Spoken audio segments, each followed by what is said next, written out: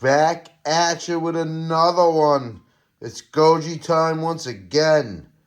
And right now, this is going to be another double review. We have the Bandai Godzilla Monster Series, Godzilla 1954, and this is the regular version. I just reviewed the translucent version, so check that review out. This is the regular version of the figure. Which means it looks similar to the regular 6-inch Bandai. This is like the I don't know. These are like maybe 4.5 or 5 inches, something like that. So it's a smaller version of the regular Bandai vinyl for Godzilla 1954. And then we have the Mechagodzilla 1974. And this is another one that was on these figures here. Let's just spin the box around. So, on the back of the box here, we have Godzilla 1954 and Mechagodzilla 1974. So, what I think here is, so now, that's, I reviewed, there's only 2 figures on the back of the box, but I've reviewed, 4 of them now. So I don't know if, I guess that's the first 4 in the set. And I don't know if there are any more. There may be a Godzilla -1. I'm not 100% on that, but I'm going to keep an eye on these because I happen to like them quite a bit, You're going to have a picture of the 54 Goj here on this box, and you're going to have a picture of 74 Mechagodzilla. And so, yeah. I like these little boxes, these little display cases. They're kind of flimsy, but I just like the look of them and the colors on them, the colors they use for them. And these two look really sharp. And the best part about these figures, $13. You know what I'm saying? $13, baby. And you're getting a nice piece of vinyl. That means you're winning. So, just keep that in mind with these figures. It's bang for the buck. Because you're basically getting the same, almost damn near the same as the large vinyl for only $13. So, really good deal. But anyway, let's get these out of the box and check them out. Okay, so let's take a look at them straight away. I didn't pose them or anything. I just clipped them out of the box. And I'm going to use it as a display for this. Straight away, I'm very, very impressed with the detail on this little guy. You know what I mean? It's the suit looks great. All the creases and crevices in the suit, excellent. I really like the way the paint on the dorsal plates jump out at you. And it's basically white with hints of gray around it. I love that. It doesn't go all the way to the tip of the tail. It's just the dorsal plates on the back, as you can see here. But that's neither here nor there. That's just Bandai style. So, but I certainly like the face of the facial sculpt of this figure, as well as the way the mouth is done. The teeth are done. The inside of the mouth and the eyes are fairly well done on this figure. So, straight away, it's a sharp-looking figure that looks just as good as the 6-inch vinyl. You know what I mean? In pretty much every way. This is such a, the 1954 Godzilla is such a recognizable design. And... yeah, at first I wasn't too impressed with the 54 Bandai vinyls compared to a lot of the other ones, like the 74, which I just reviewed. But this is definitely, they're growing on me. You know what I mean? Like, because, as I look at them, I see a lot of screen accuracy and a good deal of detail. And I especially love the way they did the suit on this, the front, the chest, and those flaps and creases in the suit. Right on point. That looks very nice. So let's pose this guy a little bit. Okay, so straight away we're going to get Godzilla into a very nice um, walking or running pose right here. And, you know, the way the elbows are and the way the arms move, it allows for that running pose um, to go. Everything goes all the way around here, arms and legs, if you want to get them. So you can bring the, you can bring the legs back a fair amount to do a good running pose like this. And that looks nice. And we could get Godzilla into a very, very nice tail off the ground pose here. Excellent. You know what I mean? You use his legs to balance and have his arms out so he looks like he's really like lurching or charging forward or just about to take out a building or something. Fantastic, very, very cool pose here. And I really like this figure, man. You know, this figure is chock full of detail here, if you could say it. The detail on the body looks fantastic here for such a small figure. And that just looks awesome. What a mean-looking side pose with his tail off the ground. Fantastic pose. I'm going to show you what he looks like with his arms up like that from the front point of view. Also so that I could show you inside his mouth. Darker gray tongue. Teeth very well done. Very well done. That looks really nice. The face of this looks great. And the eyes are definitely serviceable. There you go. See that? Look at that. Eyes are decent. And I like that. So yeah, that's... articulation here is going to be arms and legs. You get none in the head. Tail is glue sealed. So, you know, it's going to be limited in what it can do. And you could sort of get him into crawling on all fours pose. Basically. You know what I mean? He's just looking down. The head doesn't, it would help if you could tilt the head to the side, but can't do that here. Love the curvature of the tail, by the way. That's really nice and adds to the look of this figure. All right, so now we could get it into just another regular action pose. It's not much you could do, you know what I'm saying? You're moving the arms and legs, so you're going to get, you can only get so creative with it, you know what I mean? But the figure does look very, very cool, and you can put him in sort of an action pose, you know what I mean? And it's going to look good. And you could kind of get Godzilla in a stomping pose, at least if you rested on something. I don't know, for some reason you can't do the stomping pose on these Bandais the way the legs are constructed. But you can if you have the foot leaning on something. So, it looks good when his foot is up. It legitimately looks like he's stomping, but you just can't balance him that way. Okay, so now I want to just compare it with the translucent Godzilla Monster Series figure that I just reviewed the other day. So you basically, you're getting a similar figure, it is different though, you know what I mean? It looks different. The detail is different. The detail on the skin is quite different. And I very much like this translucent figure, man. It's so nice. But just to compare and contrast for you, you can see this is like, very much the regular 54 from the translucent. So I'm gonna break out, and they and they did, which I do not have, but well, I'll tell you in a second. Anyway, let me break that one out. Okay, so yeah, this is what it looks, most similar to, which is the and this is the 1993-1954 Bandai, and we have gotten a newer, I'm not exactly quite sure what year it came out, a newer version of this where the dorsal plates are white like it is here on the Godzilla Monster Series.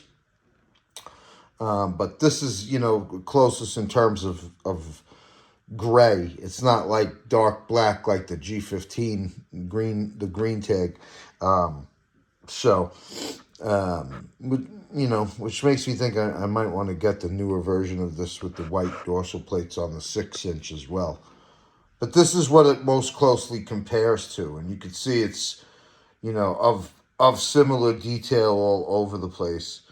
The difference is here you're getting white on the fingernails and toenails, whereas here they're gray.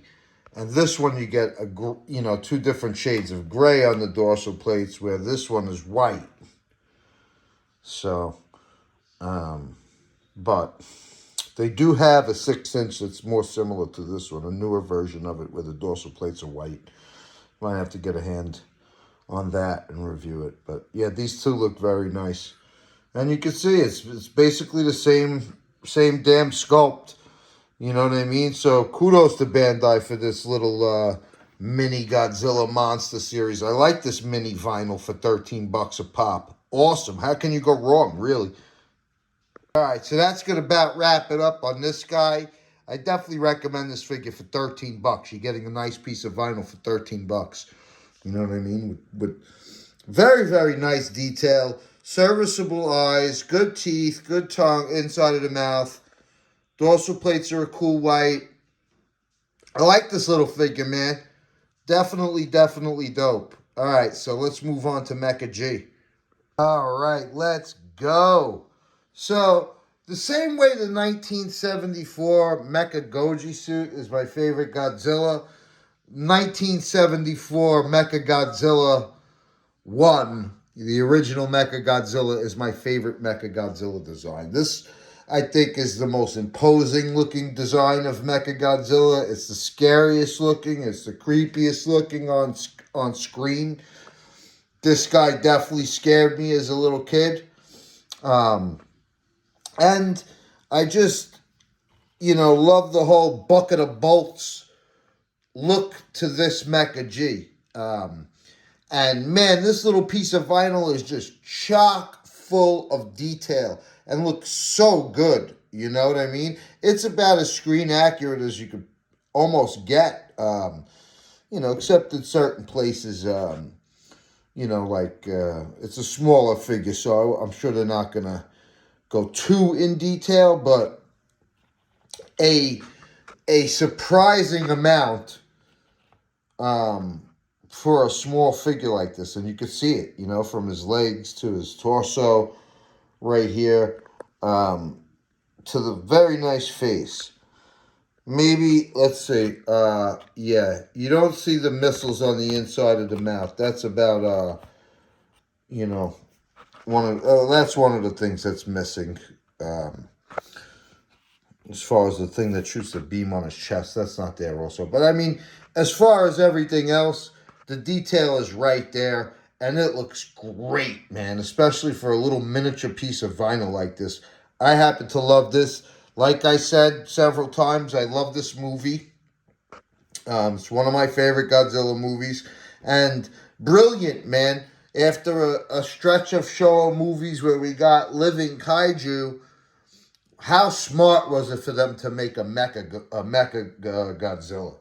You know what I mean? What a great, and Mechagodzilla has remained with us since '74. We've seen different versions of him, but what a great idea it was to add a mecha, to the Godzilla universe.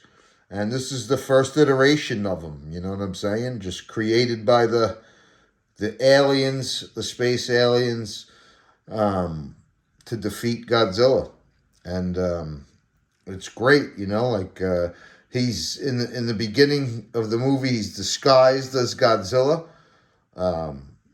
shooting like a yellow type of atomic breath. He fights with Anguirus until the real Godzilla shows up, and then Mechagodzilla finally reveals himself. He sheds the skin. Well, Godzilla shoots his atomic breath at him, shows a piece of metal, and then he sheds his fake skin, and you see that it's Mechagodzilla. And this is quite a nice little figure. Let's pose him a little bit for you.